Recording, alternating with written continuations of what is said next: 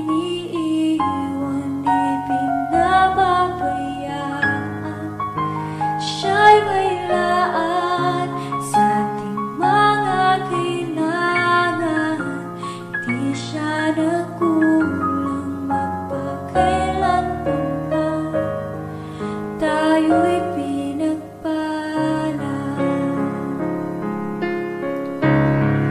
Tayo'y pinagpala, walang pagdududa.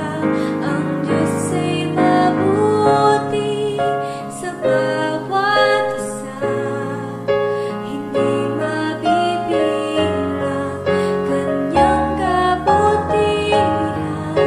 Kagaya ng lamang siya'y pasalamatan.